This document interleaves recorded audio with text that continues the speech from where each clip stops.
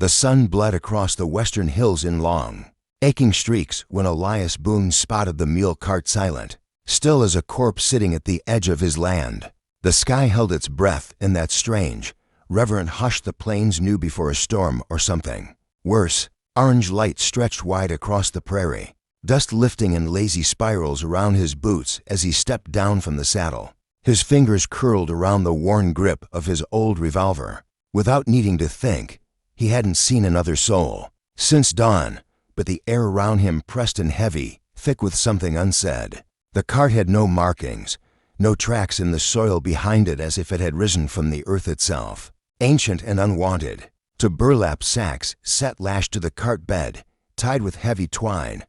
One was long, man-length, the other smaller, but not harmless. Flies swarmed in slow circles. Something inside shifted. Elias didn't move. He listened, then it came a voice, so dry it could have belonged to the earth itself, whisper thin, like wind through grave dust. "Take them off, please." It wasn't loud, not even pleading, just brittle, fragile as bone. His pulse kicked hard in his throat. Step by step, he moved forward, gravel crunching beneath his boots, knife drawn. He leaned into the cart. The twine was thick, but the blade slid through like it knew the way. Time slowed. Every motion stretched thin. The top sack sagged open. Dust spilled out first, then a cough wet and cracked like something broken trying to live. Elias dropped to his knees. What stared back at him wasn't a ghost. It was a face he knew better than his own. Clara, his wife. Her skin had burned to a rusted red, cracked from sun and wind. Her cheeks were hollowed, lips split open, and a trail of dried blood traced her jaw like war paint. Her wrists, tied in front with rags, trembled in her lap. She met his eyes with nothing of the fire he remembered, only the dull sheen of someone who had survived too long. She tried to sit up, coughed hard, and nearly collapsed out of the cart. Elias caught her, arms wrapping around bones that once danced warm in his embrace. He couldn't speak. A flood of memories surged through him. The way she laughed into the wind off the barn roof, the song she hummed over stew, the scar on her brow from trying to ride bulls like her brothers. But the woman in his arms was a stranger forged from ash and silence. "You didn't know," she whispered, voice splintering in the heat. "No, he hadn't. 3 years ago. They said she'd vanished. Her horse had been found barely breathing. In the canyons. No ransom, no body, just rumors. And the town's cold conclusion, gone, maybe run off, maybe worse. He carried her in his arms like something holy, cradling what was left with a reverence too deep for words. The house hadn't changed. He'd lived in it like a mausoleum. Her apron still hung behind the door, her brush still resting on the windowsill. He laid her in their bed, drawing the quilt over her just as she used to when he was sick and sweating through fevers. Later, hooves clattered outside. Sheriff Alton Graves pulled his horse up, a shadow wrapped in leather and dust. Sin clung to him like smoke. "Heard you found something," the sheriff said, voice stiff, face unreadable beneath his hat. "She's alive," Elias answered, barely above breath. "So I heard." A silence hung between them, thick and knowing. "She say where she's been?" "No. Man found her tied up west of the canyon fork. Same place that Mallister boy disappeared last fall. She's lucky to be alive." "She ain't lucky," Elias muttered. "She's stubborn."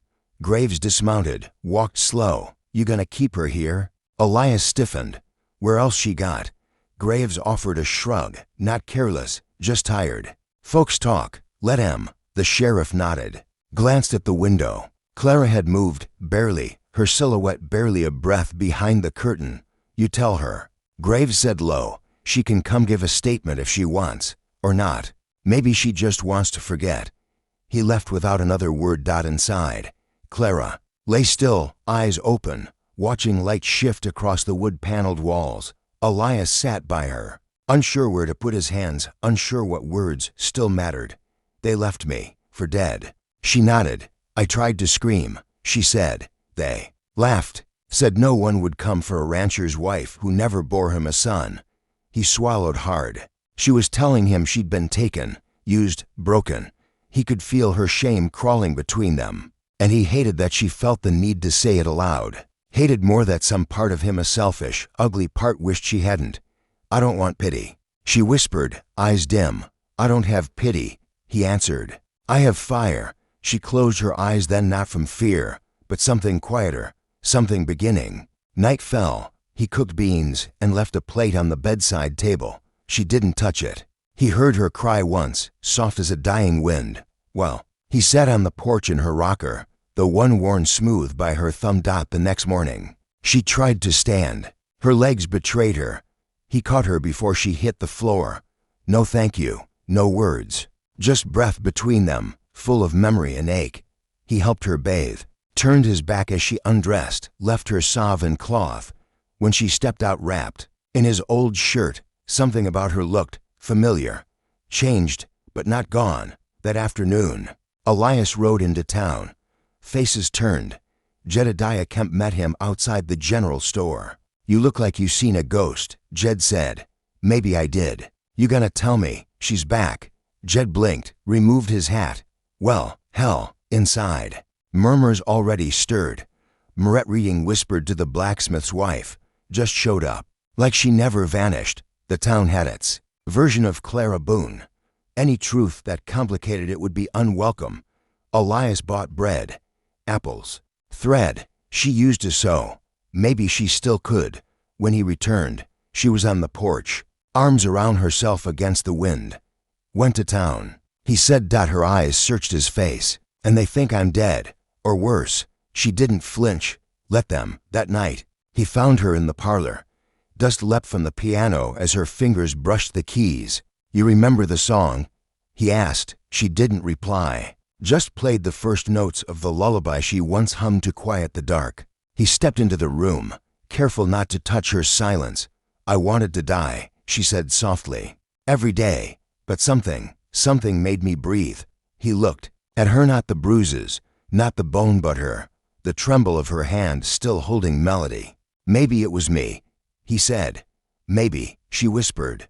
The wind outside rose. A storm rolled in. They said nothing more that night, but in the hush that followed, something returned. Something that smelled like pine and old love and the raw edge of healing. By the third morning, St. Hollow had rewritten Clara Boone into legend. Women spoke her name in hushed warnings. Men sipped whiskey with sideways glances. Children were told not to stare too long when they passed the ranch. Inside that house, Clara moved like a ghost, half called home. She cleaned not from duty, but memory. Thus vanished from the parlor mirror. Windows opened. She ran her fingers over spines of books, as if trying to wake up the life still buried in them. Elias watched her, quiet, gentle, like even his voice might scare her away. One morning, she stood barefoot on the porch, bruises still faint across her face. I can take you to the preacher, Elias said gently, if you want sanctuary. She didn't turn. Ain't sanctuary I need later, in town. Elias heard the mutterings, Moret's hissed judgments, Josiah's cautious defense. But no one truly understood. Jed caught him by the store counter. Graves ain't saying much, he said. But folks from Crooked Ridge went missing the same night she came back. You think she was with them? I think someone buried the truth deep. At home, Elias found her trying to fix a broken stool. I used to be faster, she said, not looking at him. You still can be.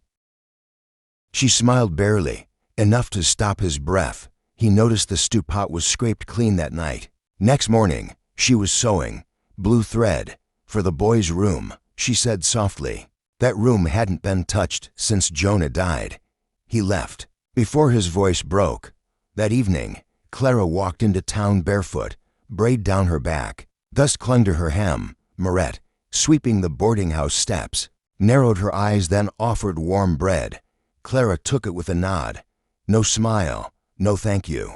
But not silence either. At the store, she bought thread, a Bible, a tin of pears. You need a shawl? I can stitch one, Josiah offered. I remember yours from the wedding, Clara said. Still the best in town. And the whispers shifted, less cruel, more unsure.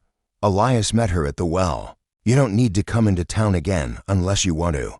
I wanted to, that night. They sat on the porch, shared a silence that no longer cut. I remember your first kiss, Clara said. I had dust on my nose.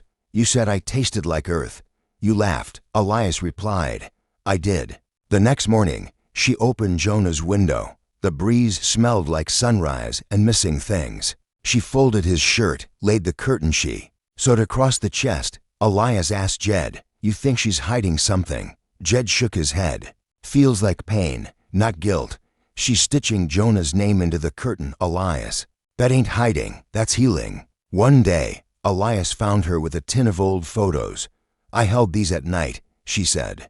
Didn't want to forget faces. I never stopped missing you, Elias whispered. She didn't speak, but didn't look away. That night, thunder rolled. And she stood at the doorway. You used to say the rain sounded like the sky remembering. She turned to him. It still does. I didn't choose to leave, Elias. I know. I tried to get back. Every time I got close, something dragged me under. You're here now. I don't know what that means. Maybe. It doesn't have to mean anything. Not yet. She leaned against the doorframe. Maybe we don't have to fix everything. Maybe surviving is enough. It's a start. Rain fell soft and slow over the Boone Ranch, washing the land clean. And, inside, a woman set her grief down gently, and a man who had waited too long finally opened the door to something new. He watched the wind thread its fingers through her hair, watched the way her shoulders tensed like they were bracing against something that had already passed but refused to let go. I ain't made for revenge, she said softly, eyes still on the horizon. But if someone comes asking, it won't end clean. Not for you, not for this town. Elias's voice held steady, though the ground inside him shifted. Someone needs to know what happened. She turned, then really turned, and for the first time since she came back. Her eyes weren't dulled by grief. They held a kind of fierce exhaustion, sharpened like glass left in the sun too long. They know, she said, voice cold, or they guessed, but they looked away. He didn't argue. Couldn't. That night, Clara lit the oil lamp in the parlor, the glass catching the flame like it was something sacred. She opened the Bible she'd bought from the traveling preacher and set it on her lap. She didn't read aloud. Her lips moved, without sound, and her thumb brushed along the page margins as if searching for some buried message written just for her. Elias stood in the hall, watching the way the light danced across her face. He remembered her reading it to Jonah once, her voice soft but strong, like she truly believed in what she said. He hadn't realized until now how much he missed that sound later, when the house had gone still and the dry grass whispered outside. She came to his doorway. She didn't knock. She just stood there, her figure carved out in the lamplight behind her. Do you still love me? Her voice was barely more than a breath. He rose slowly, the quiet between them stretching taut. Yes, he said. I think I always did. But you didn't come looking. The words weren't a question. They cut clean and deep. He stepped forward, close enough to touch, though he didn't. I thought you were dead. Everyone said. They lied. I know that now. She nodded once, blinking hard, tears threatening. But they didn't fall. I need to sleep, she whispered. Just needed to ask. She turned and walked back down the hall. And though the silence that followed was thin, it didn't snap. It held, somehow, it held. The next morning, the town hadn't changed, at least. Not where eyes could see. Folks still muttered, still pretended they weren't watching as Elias passed by. But there was a charge in the air, a brittle tension like wood just before it splinters. At the blacksmith's, Jed leaned against the wall, jaw clenched like he'd been grinding his teeth since dawn. Word came over the ridge. He muttered as Elias approached. Movement near Burnt Gulch. 3 riders, no brand. Asking after a woman who came back from the dead. Elias lowered his voice. What did Graves say? Jed spat into the dirt. Sheriff ain't saying much. Rides out early. Comes back late. But I saw it, fear. Plain as a slap. He knows something's coming. You think they'll come here? Jed's gaze hardened. They might already be watching. That night, Clara barely spoke. She sat near the fire, darning one of Elias's old shirts. Her hands moved with quiet purpose, needle slipping through cloth like she was sewing something more than fabric, like she was stitching together the pieces of a life that had once been hers. Elias sat across from her, reading a weathered copy of *The Virginian*, but his eyes lifted every few lines to watch her. What was his name? He asked at last. She paused mid-stitch, the thread suspended in the flickering firelight. Who hurt you the most? She exhaled, slow and steady. Does it matter? Only if you want it to. She tied off the thread with practiced care. His name was D. Marlowe, rode with Graves's cousin.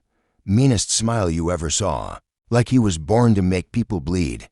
He's still alive, don't know. He wasn't the kind to die easy. Elias's jaw tightened. If he comes here, she met his eyes, something unreadable swimming in hers. You don't owe me vengeance, I know, but I won't let him take you again. For the first time since she returned, she leaned against him, not all the way, not surrendering, but enough. Enough to feel that he was still there, still real. 2 days later, it happened. Just before dusk, a rider crested the ridge. Only one, silhouetted against the bleeding sky, not in a hurry. Some men didn't need speed to carry threat. Violence rode with them like a shadow. Elias stepped off the porch, shotgun cradled in his arms. Clara stood behind the door, watching. Through the narrow crack, the rider stopped 10 paces from the porch. His boots were caked in dust, face rough with sun and scars. One jagged line curled across his cheek like a broken smile. "Evenin', Boone," he called, tipping his hat. "Didn't think you'd still be breathing." Elias didn't answer. The man smiled wider. "Name's D. Marlowe. Heard tell there's a ghost walkin' around this place." "She's no ghost," Elias said. Voice even. "She's home." D. shifted in the saddle. "Funny thing, Boone. Some folks don't get to walk away from what they done. They owe blood. I came to collect. She don't owe you a damn thing. I ain't talkin' to you." His eyes drifted to the door. "I'm talkin' to her." Clara stepped onto the porch, slow and calm, her gaze fixed on him like a steady flame. "You look older," she said. He chuckled. "You look better than you did in that cage. You came all this way to die." The smile faded. Elias raised his shotgun just a little. "You can turn back," he said. "No one's looking for more blood." Dee looked from Elias to Clara. Something in her stare shook him. He spat into the dirt. "Ain't worth it anyway." He turned his horse, rode off slow. But he looked back once, not at Elias, at her. The air stayed tight for hours after he vanished, long into the night. Clara didn't return to her old bed. She laid near the fire instead, her back pressed gently to Elias's. Not holding, not clinging, just close. When his fingers brushed hers in the dark, she didn't pull away. The next morning, she made eggs. They didn't taste like hers used to, but Elias ate every bite. Outside, the sky opened up clean and blue. Birds sang like they hadn't in weeks. Clara sat on the porch with a small book in her lap. She opened it, turned a few pages, and began to write, not with fear or anger, but with memory, with intent. Elias watched her through the screen and knew the storm that once tore her away still churned inside, but it didn't rule her anymore. Something had shifted, something permanent. They hadn't spoken the words aloud, but they both knew the reckoning wasn't done, and they would face it side by side. The morning after Dee's visit, a heavy stillness clung to the land. Elias stood by the paddock with a pitchfork, but his thoughts paced the porch steps. Clara hadn't said much since Dee rode off. She ate, worked, sat by the fire, but her silence had weight, not brittle like before. This was the silence of steel drawn slowly from its sheath. He glanced toward the house. She stood at the window, hands clasped, mouth set. She wasn't retreating. She was waiting, ready. Jed arrived past noon, his horse lathered and trembling. He didn't tie it, just dismounted and strode over. "They're coming," he said. 2 more riders seen near the southern fork. Same kind of men. Word is, they mean to finish what Dee didn't. Elias nodded grimly. Sheriff, gone. Left his badge hanging on the door. Coward. Maybe, or maybe he knew this wouldn't be stopped the usual way. They looked toward the house. "She's not leaving," Elias said. "Didn't think she would." They spent the rest of the day fortifying the land. Barn doors braced, barriers raised, rifles cleaned and loaded. Clara moved through it all like part of the earth itself, braiding her hair back, rolling up her sleeves, checking each weapon. With practiced calm, when Elias saw her holding that rifle steady, Something surged inside him. Pride, then shame. He had ever doubted she could be anything but fierce. By sunset, the world held its breath. The last light stretched across the fields like molten gold, catching dust like stars. Elias stood on the porch, Clara beside him, Jed hidden near the trees. The riders came with the dark, 3 of them. Tall, crooked, cruel. You had your warning. Dee growled as they approached. Now we take what's owed.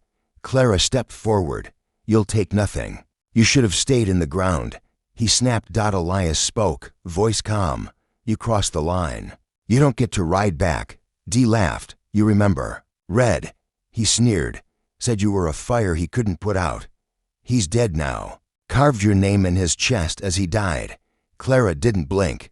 Then let your name join his. It happened fast. Jed fired first, hitting the heavy one in the shoulder.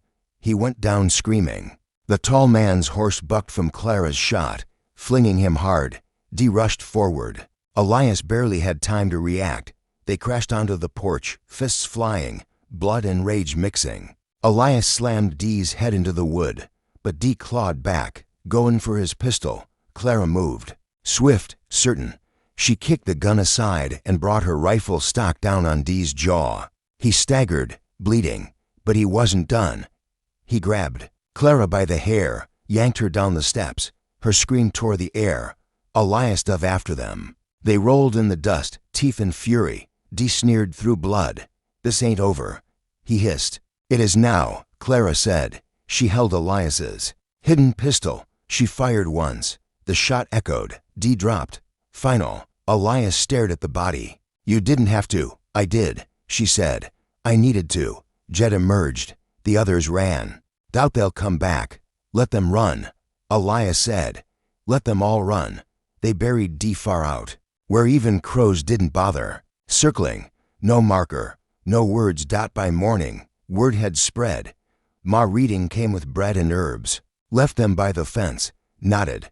Walked away. No one called Clara a ghost anymore. They didn't call her anything out loud, but men tipped their hats. The preacher came and sat quiet on the porch one morning, saying nothing, just being there. Days passed, weeks. Clara cleaned Jonah's room, hung new curtains with stars stitched. In one afternoon, she sat at the piano, fingers trembling over the keys. The lullaby came slow, uncertain, but she played it. Every note was a breath pulled from deep inside her. Elias listened with his eyes closed. When the song ended, he sat beside her. Their hands met on the worn keys. I don't know what comes next, she said. Doesn't have to be today, do? You still want me? He didn't pause. You were never not mine. She leaned into him, not from fear, not from pain, but with peace, a kind of love built through ruin and fire. Weeks later, a boy brought a letter sealed with the old sheriff's mark inside. Asterisk, they'll send more. Not today, someday. Be ready. Asterisk, Elias burned it that night. Clara rested her head on his shoulder. I'm not afraid, she whispered. Neither am I, he said. And this time, they both believed it. The ranch was no longer quiet in the way grief is quiet. It hummed, with dishes being washed, with music, with soft voices. Elias worked the land. Clara planted flowers by Jonah's grave. Storms still came. Shadows still lingered in the canyons, but the porch stood firm, and the nights no longer felt like waiting. The town would forget the names of the men who chased blood, but it would remember her, the woman who didn't bow. The man who didn't run, and the house that stayed lit long after the war was over. If ever you carry a weight the world says you earned, but you know better, remember Clara Boone. She didn't scream, she didn't beg, she stood, and the storm broke around her. Then, in the quiet that followed, she rebuilt not what was, but what could be.